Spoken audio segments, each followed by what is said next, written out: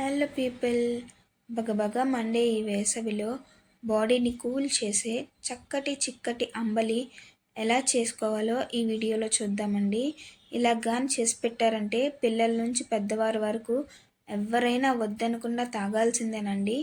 ముఖ్యంగా ఇదైతే weight loss కోసం ప్రయత్నిస్తున్న వాళ్ళకి సోడిపిండి అనేది మంచిగా వర్క్ అవుతుందండి. డైలీ తీసుకుంటే మంచి రిజల్ట్ అనేది వస్తుంది.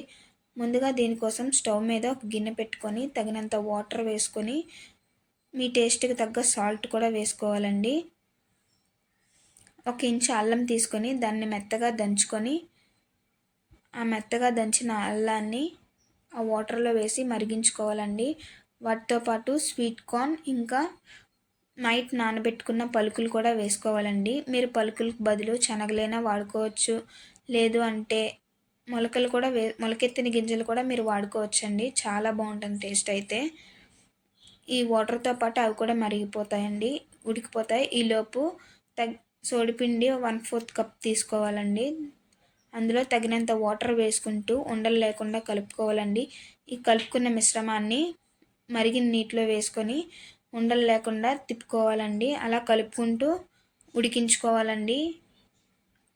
సోడిపిండి వెంటనే కలర్ మారుతుంది కానీ ఉడకదండి, కొంచెం టైం పడుతుంది. అలాగే దాంతోపాటు కొంచెం పెప్పర్ కూడా వేసుకున్నానండి నేను. చూసారు కదా, మన అంబలి అనేది రెడీ అయిపోయింది. తర్వాత స్టవ్ ఆఫ్ చేసి కొంచెం పెరుగు వేసుకొని కలుపుకుంటే మన అంబలి అనేది రెడీ అయిపోయినట్టేనండి.